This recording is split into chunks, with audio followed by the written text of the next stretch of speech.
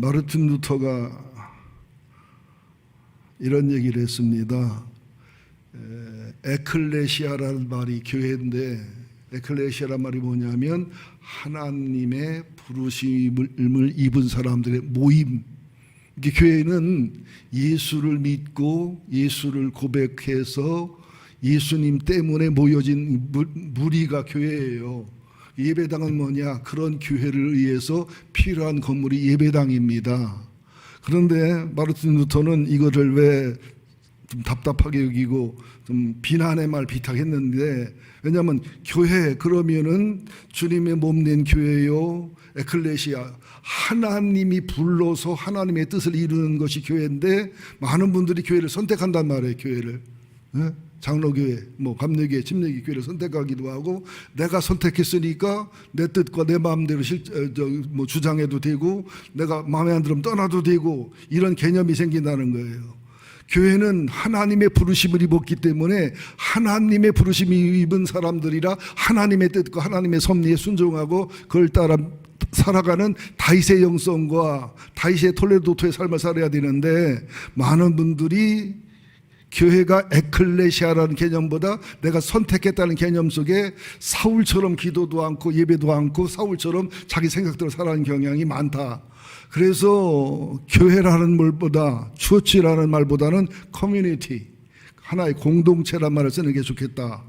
미국 같은 경우에도 한국에도 좀 뭔가 수준이 있거나 의미를 아는 분들은 커뮤니티 처치라는 말을 써요. 공동체적인 교회다는 거지요. 가정도 커뮤니티 처치거든. 일종의 커뮤니티 패밀리라고 볼 수 있지요. 공동체적인 가정, 공동체적인 교회. 여기 본문에도 보면, 오늘 본문에도 보면 다윗 왕의 커뮤니티, 공동체, 일종의 교회, 그리고 사울 왕의 커뮤니티, 공동체, 처치, 교회, 이들의 모습이 아주 극과 극으로 비교가 되는 모습을 볼 수가 있습니다.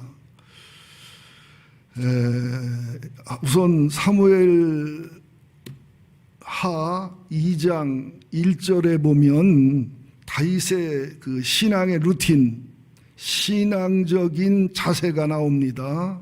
2장 1절, 그 후에 사무엘 하 2장 1절, 그 후에를 함께 읽겠습니다. 그 후에 다윗이 여호와께 여쭈아뢰되 내가 유다 한 성읍으로 올라가리까? 여호와께서 이르시되 올라가라. 다윗이 다시 아뢰되 어디로 가리까? 이르시되 헤브론으로 갈지니라.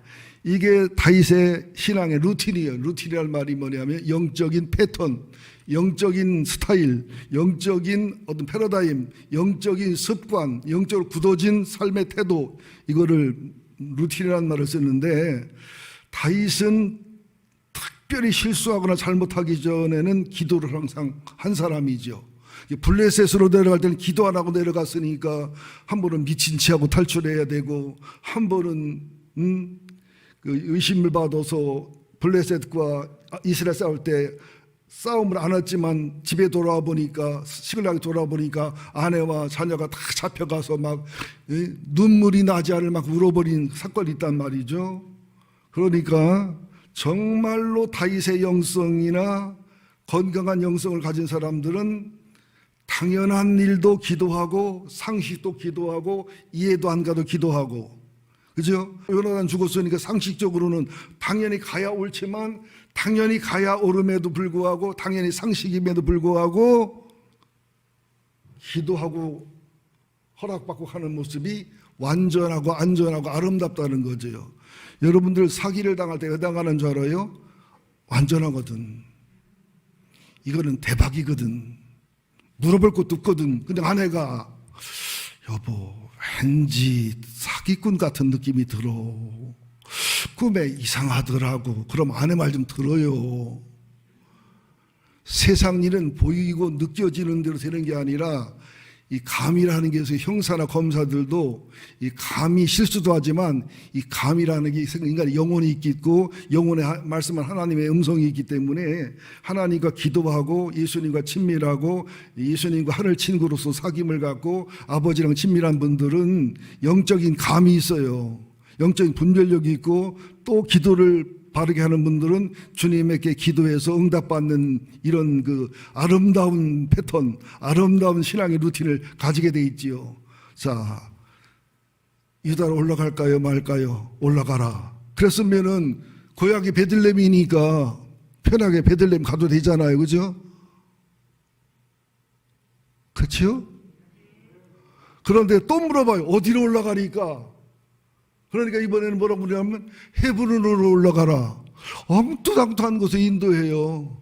자, 여러분들, 내 생각과 내 마음에 들어서 한 결혼이 잘한 결혼이 아니에요. 주님이 인도하고 성령님이 인도해서 한 결혼이 잘한 결혼이에요. 대학도 여러분들 주님이 인도하고 성령님이 인도하고 주님의 뜻에 맞은 하나님의 인도가 깔려있는 대학이 좋은 대학이에요. 나중에 그 하나님의 비전을 이루게 맞는 대학이 된단 말이죠. 그러니까 다윗은 순종해가지고 이제 그 자기 가족들과 자기를 따르는 600명의 부하와 또 600명의 부하와의 가족들까지 한 2, 3천 명이 되는 사람들 데리고 헤브론으로 올라갑니다. 근데 왜 헤브론으로 올라가라고 했을까? 이것을 알기 위해서 헤브론을 연구해 보면 헤브론은 첫째로 아브라함과 이삭의 부부가 묻힌 곳이에요. 옛날 가나안 땅이었지만 마므레 앞 상수리에 그 굴을 사서 아브라함이 사라를 장례하고 아브라함이 죽어도 장례되고 또 이삭이 죽어 장례되고 사라가 장례되고 야곱도 애굽에서 총리로 있는 아들과 함께 호강할 수 있지만 애굽에서 구태여 고향 땅 마므레 상수리 앞 그저 아버지 할아버지 묻힌 곳을 묻혀달라고 해서 창세기 40장 이하에 보면은 그 장면이 좀 나온단 말이죠. 그리고 야곱은 묻혔지만 야곱의 아내가 넷이다 보니까 라헬은 베들레헴에서 묻혔고 레아는 어디 묻혔고 해서 야곱만 묻혔지요. 예, 그런 장소라는 것도 알아야 되고요. 또 헤브론 하면은 여호수아 갈렙이 가나안 땅을 점령했을 때 갈렙이 나이가 80이 넘어도 불구하고 헤브론은 해발이 950에서 1000m 되는 곳입니다. 그리고 여기는 아낙 자손 2m 50이 넘는 거인족이 사는 곳이고 이런데도 이 산지를 내게 주소서 믿음으로 구한 곳이고요. 거기는 난공불락의 요새고요. 하나님이 인도한 것은 이해가 안 가도 나중에 보면요 완전히 유익하고 이익하고 하나님에 대해서 이루는데 가장 좋은 곳입니다. 저도 제 아내를 믿음으로 결혼했어요. 내 스타일이 아니었기 때문에. 여러분 상처 안 받아 하나 지금 너무 사랑하고 좋아하기 때문에 걱정하지 마라. 저런 소리 한다고. 여러분 수준하고 내 수준을 같이 보지 마요. 예. 그런데 믿음으로 결혼하니까 처음에는 좀 섭섭하고 좀 첫사랑이 생각을 하고 두 번째 사랑이 생각을 하고 좀 그런 부작용이 있었어요. 근데 살면 살수록 감사하고 살면 살수록 고맙고 그렇게 힘든 어머니 아버지를 돌볼 수 있고 아들 딸 잘 키워주고 지금도 제 아내처럼 삼시세끼를 차려주는데 왕처럼 차려줍니다. 내가 안 먹어 그렇지. 그냥 배낭 메고서 경동시장 가서 그냥 건가리 사오고 그냥 정선까지 가서 나물 사다가 그냥 왕처럼 해줍니다. 요새는 내가 왕된 기분이에요. 근데 나는 다른 여자도 다 그러는 줄 알았더니요. 아침밤 달라가다가 맞은 남자도 있다고 하더라고요. 여러분들 제발 이 말을 믿으세요. 믿음으로 사는 자는 하늘을 이루 받겠네. 무슨 일만 하든지 만사형통하리라. 그죠? 그러면서 이제 그 2절에 보면 두 아내와 또 자녀들과 가족들 또 자기 추종자들과 추종자의 가족들을 데리고 저 헤브론으로 가서 살 자리를 마련해 주는 공동체를 보호하고 공동체 속에 사랑이 있는 신뢰가 있는 이런 모습들이죠. 그러면 4절에 보면 유다 사람들이 와서 거기서 다윗에게 기름을 부어 유다 족속의 왕으로 삼았더라. 자, 유다 족속은 12지파 중에서 가장 강하고 가장 영성이 있고 가장 사람이 많은 지파입니다. 그래서 12분의 1이 아니라 12분의 3, 12분의 4가 돼요. 그 사람 숫자나 힘이. 그런데 여러분 생각에 유다의 왕이 됐으면 이제 사울 죽었지, 요나단 죽었지, 완전히 지지멸멸했으니까 다윗이 요압이나 장군들 데리고 또 계속 다윗에게 돌아오고 있거든요. 가서 베냐민 지파를 점령해버리고 나머지 지파 점령해서 왕이 되면 1년이면 하거든요. 근데 다윗이 7년 반을 그냥 있어요, 그 자리에. 1번 게으러서 그렇다, 2번 두려움이 많아서 그렇다, 3번 하나님의 뜻을 기다린다, 4번 다윗도 그런 마음이 왜 웃겠냐마는 하나님을 앞서지 않으려고, 또 왕이라는 것을 목표로 야망을 채우려는 태도가 아니라 하나님이 하시는 대로 순종하려는 마음으로 그렇게 했다. 몇 번이에요? 나는 답을 일러주거든요. 대번 끝에가 답이에요. 4번. 쉽지 않아요. 이제 보세요. 잘 들으세요, 여러분들. 이 교회랑도 비슷해요. 사울 죽었어요. 요나단 죽었어요. 요나단 훌륭한 왕감이란 말이죠. 요나단은 아버지도 효도하고 아버지의 원수인 다윗도 하나님의 사람이라 보호하고, 그러다 중간에 꼈다가 아버지와 함께 죽은 사람이에요. 이거 쉬운 거 아닙니다. 아버지 떠나 다윗에게 왔으면요 2인자 3인자는 되거든요. 근데 아버지 사랑하다 죽었어요. 이게 주님의 십자가와 가장 가까운 주님의 십자가의 사랑의 모형입니다. 요나단의 죽음이. 내가 볼 때 하늘나라 갔을 때 가봐야 알지만 다윗보다 요나단이 더 크지 않을까, 제 믿음은 그런 생각을 해요. 근데 만약에 요나단이 안 죽었다, 다윗이 왕 되는데, 왕은 되긴 되지만 지금 사울의 그 베냐민 지파는 이유 없이 유다 지파인 다윗 왕을 미워하고 싫어한단 말이죠. 그리고 다윗의 그 장군 밑에 들어오기 싫지요. 아브넬이나 많은 이 사울의 장군들은 기순에서 오면은 좋기는 좋은데 사울 다윗 안에 들어가는 건 들어가겠는데 요압이라든지 아비새라든지 하사엘이라든지 장군 밑에 들어가는 것은 자존심 상하는 일이기 때문에 항복을 안 해요. 또 다시 공격을 하나. 그 세월이 5년 7년이 지난 거예요. 그러는 세월 속에 아브넬이, 다윗의 장군 아브넬이 정권을 잡고 그냥 지내고 다윗 왕은 공격을 하라고 지켜보고 주님의 뜻을 바라보다가 5년 지난 후에 뭔가 안 되겠다 싶으니까 아브넬이 다윗의 사울의 좀 모자라고 시험처럼 왕 이스보셋을 왕으로 세워 2년 반 동안을 왕으로 있어. 이게 7년 반 지난 거예요. 근데 다윗은 손을 안 댑니다. 그냥 기도만 하고 하나님께 맡기고 있는데 자중질환이 일어나요. 이스보셋에게 친어머니 아니고 양어머니 사울의 첩 하나가 이쁘고 아름다우니까 이 사람이 아브넬 장군하고 간통했다는 소문이 들리니까 막 혼내킨 거예요. 당신이 뭔데 선왕의 후처랑 동침을 하느냐. 선왕의 후처랑 동침했다는 얘기는 그 선왕의 사울의 권위에 섰다, 그런 말이 되는 거예요. 그러니까 아브넬이 잘못했습니다, 오해입니다 이러는 게 아니라, 이스보셋을 우습게 보니까 내가 개 대강이요? 내가 개 대가리요? 어떻게 왕 앞에 내가 개 대가리냐고. 개 대가리요, 내가 볼 때는. 막 대들고 따지니까 이스보셋이 깽깽깽깽 꽂아못해요. 그러니까는 막 마음대로 휘두르다가 가만히 보니까 이스보셋과 함께해서는 이게 희망이 없어요. 그러니까 다윗에게 사람을 보내서 내가 항복하고 기순할 테니 받아주시겠냐. 다윗은 너그러운 사람이잖아요. 평화로 통일되는 거니까 돌아오면 내가 최고의 장관의 자리를 주고 총사령관을 삼겠다. 이게 사람을 돌아와서 피를 안 보는 가장 좋은 방법인데 요압이 가만히 있나? 요압의 막내 아들 하사엘이 다윗 군인들하고 사울 군인이 싸울 때에 패해가지고 도망가는데 이 하사엘이 싸움은 별로 못하고 힘은 없어도 달리고 말 타는 데는 막 도사요, 선수니까 막 아브넬을 쫓아가 거의 잡으니까 아브넬이 야, 너 나랑 싸워야 안 돼. 너 나한테 죽어.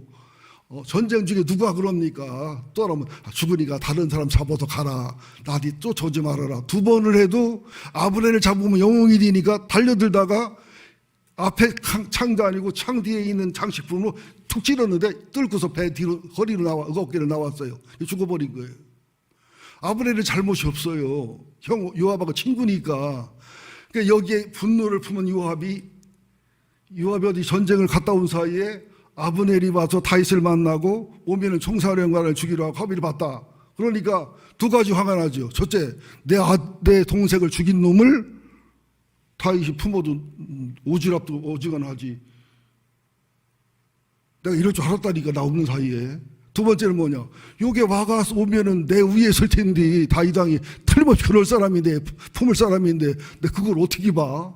그래가지고 가는 아브넬을 살살 부르니까 왔어요. 와서 칼을 차고 가다가 속에 든 칼을 숨기고, 나는 성경을 잘 보거든요. 숨기고 차고 가던 칼을 흘려버려서 흘려버리니까 칼이 없는 거예요. 그러니까 형이요.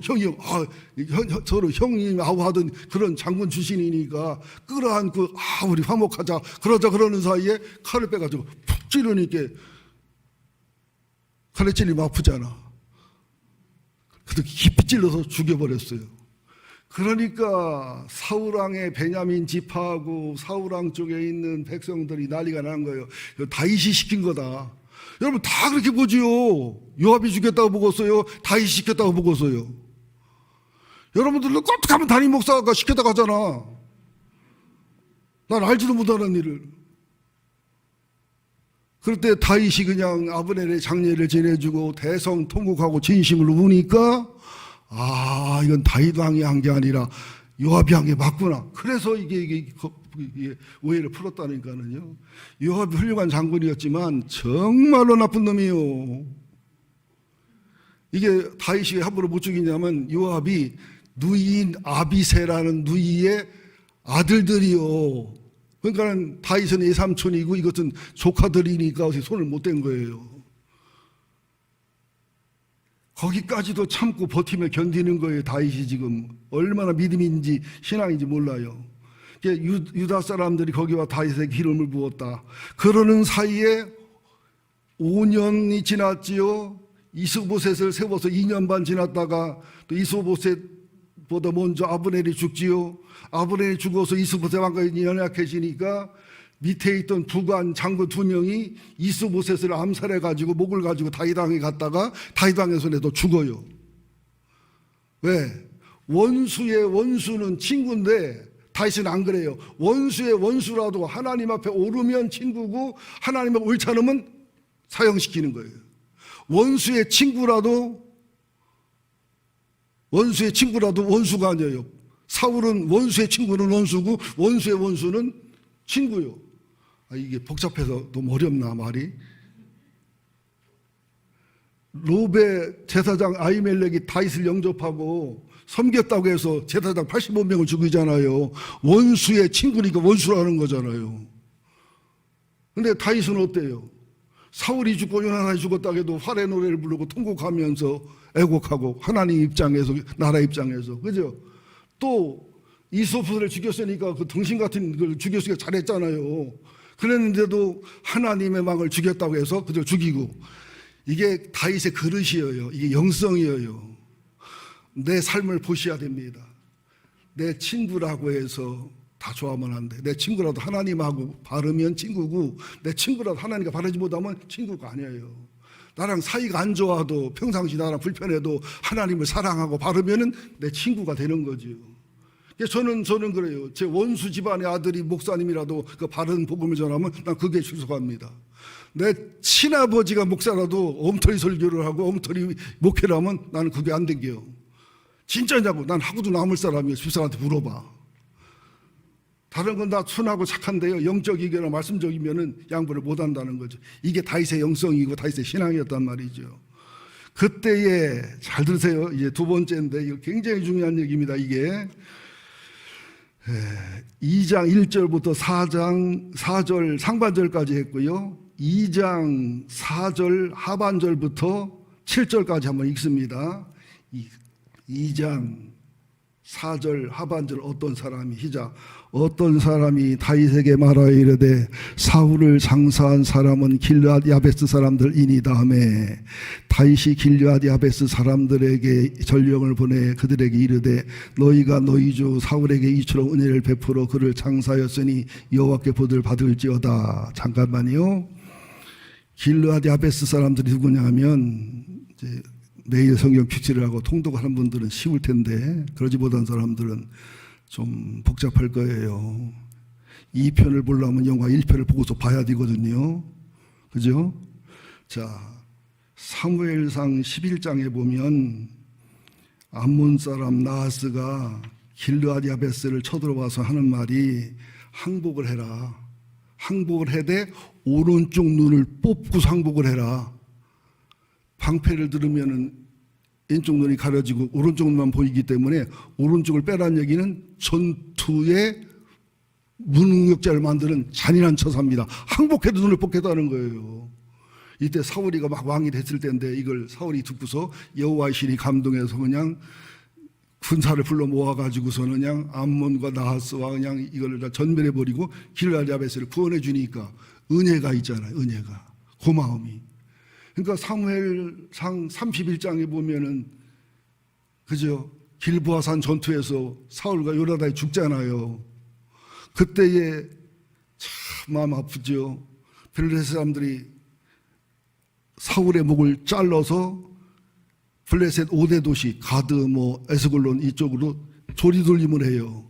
그리고 사울 왕의 몸하고 왕자들의 몸은 거기서 얼마 안 되는 거리에 있는 뱃산 성벽에 못을 박아버려요. 못 박았던 못을 뺐던 그 시멘트 자국이 그 벽돌 자국이 지금도 있더라고요. 그런데 이렇게 무서운 블레셋이 이런데도 은혜를 갚기 위해서 길르앗 야베스 사람들이 밤새 40km, 50km를 행군하고 가서 그 시체를 다 수습 빼다가 화장해서 장례를 치러주고 일주일 금식을 한 거예요. 사울에게는 은혜를 갚은 거지요. 그러나 이 길르앗 야베스 사람 입장에서는 이 소식을 다시 들으면 자기들이 살아 죽어. 왜? 원수의 친구는 원수잖아요. 정치공학적으로 숨어서 달달달달 떨고 사는데 이 소식을 들은 다윗이 너희들은 참 잘했다. 왜? 활의 노래를 부를 만큼 사울의 죽음과 요나단 죽음 아까워 슬퍼하던 다윗이니까 선한 다윗이니까 내 적의 시신과 적의 장례를 치렀을지라도 하나님 앞에 아름답고 좋은 일이니 하나님의 은혜가 너희에게 하나님의 진리가 너희에게 임하고 내가 너희에게 복을 빌고 은혜를 빌고 나도 너희에게 은혜를 갚고 복을 갚을 것이다. 그러면 이들에게 막 보상금을 주고 집을 마련해 주고 뭐 생활비를 대주면서 헤브론 공동체에 들어오게 해서 다윗의 공동체에 품어서 그냥 영웅시하고 존귀하게 대접을 해줍니다. 이게 다윗이에요. 사무엘하 1장에도 보면 요나단 죽었다고 사울왕 죽었다고 거짓말하면서 얘기한 아말렉 군인을 죽이잖아요. 이게 다윗의 영성입니다.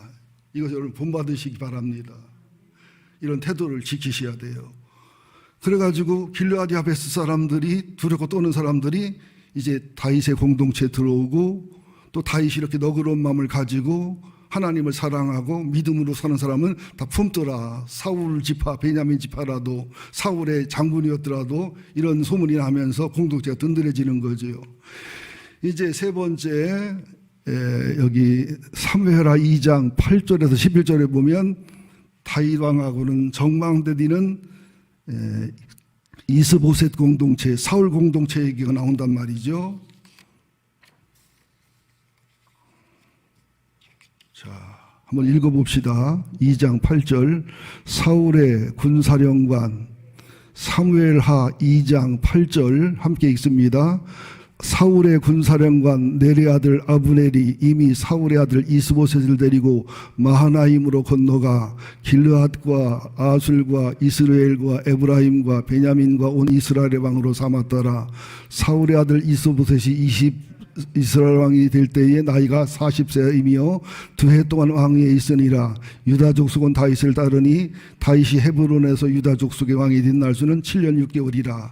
이걸 계산하면 사울이 죽은 후에 다윗이 헤브론에 와서 유다 왕이 된 후에 5년이 흐른 후에 군사령관 넬의 아들 아브넬이 이스보셋을 왕위로 세워서 2년 만에 지났다는 얘기예요.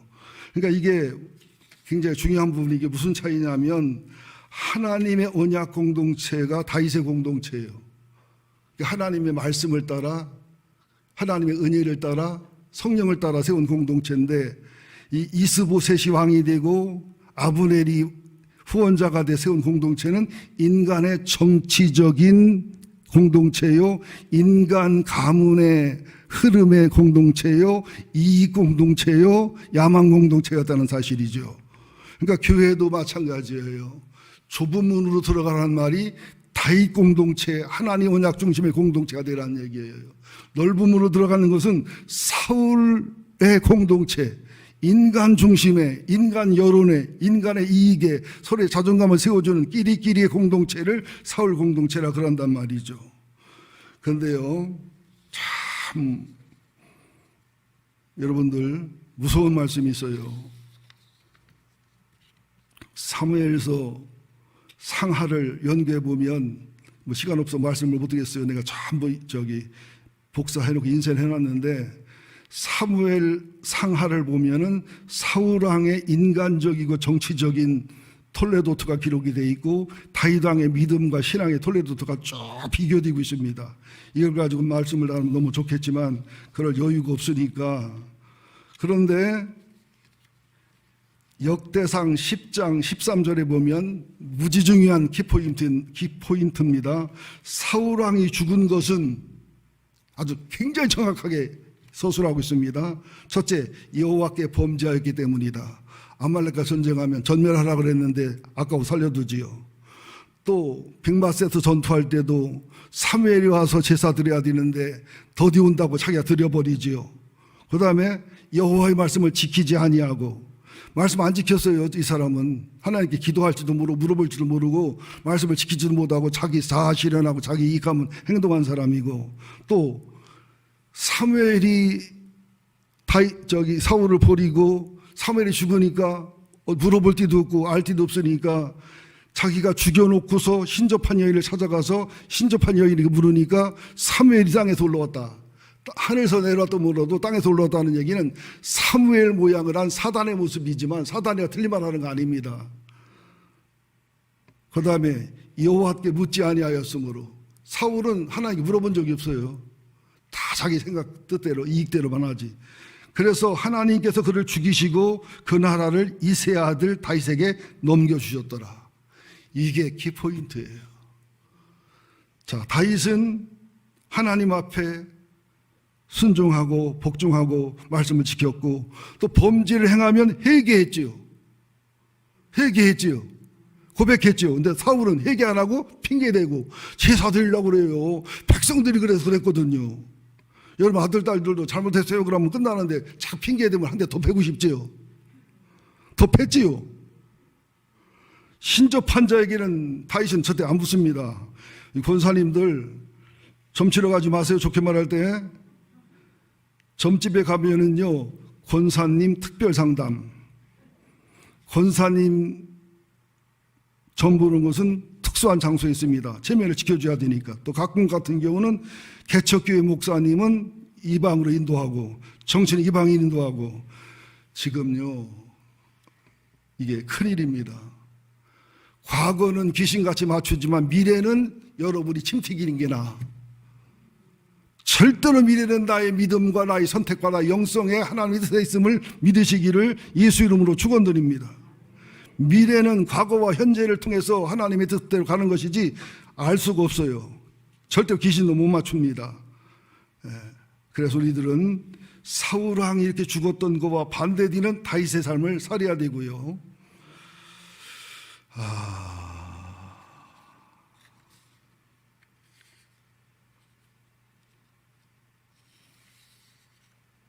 결론으로 얘기하고 마무리합시다. 나머지는 또 금요일날 해야 되니까. 다윗의 고백이 시편 37편에 나와 있는데 한번 찾아볼까요? 시편 37편. 그래서 사무엘상하 열왕기 상하를 보고 시편을 봐야지 시편의 노래가 어떤지를 알 수가 있습니다. 시편 37편, 시편 37편 찾으세요. 시편 37편 읽고 마치겠습니다.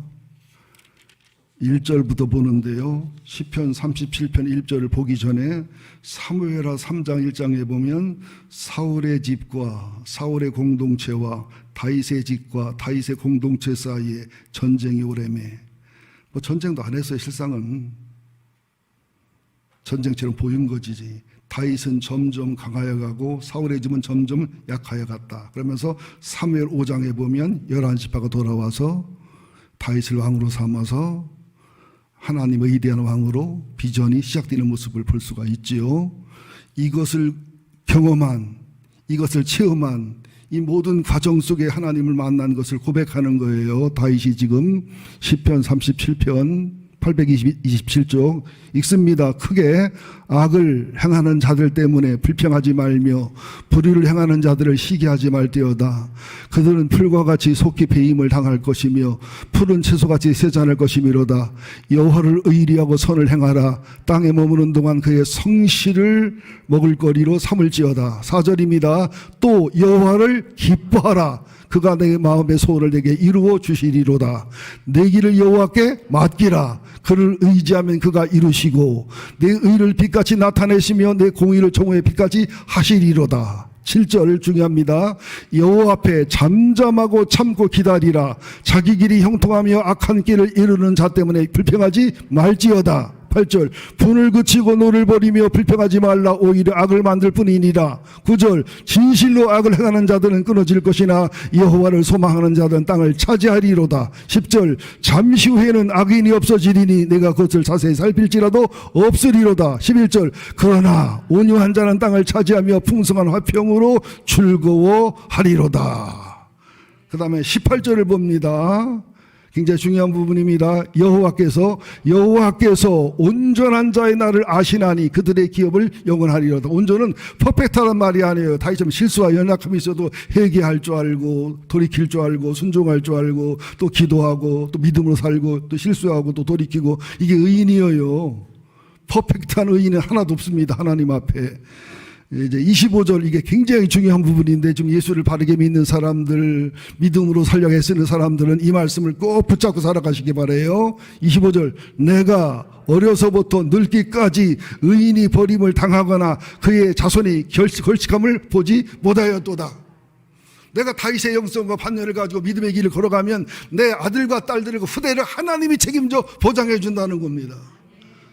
이게 가장 자손을 사랑하고 가문을 사랑하는 길이거든요. 자, 우리 다윗의 시편 37편을 암송하고 또 그 삶을 멋지게 살아가셔서 정말로 우리 교회가 여러분 가정이 목장이 다윗의 공동체가 되기를 다윗의 공동체 아름다운 부흥이 있기를 예수 이름으로 축원드립니다.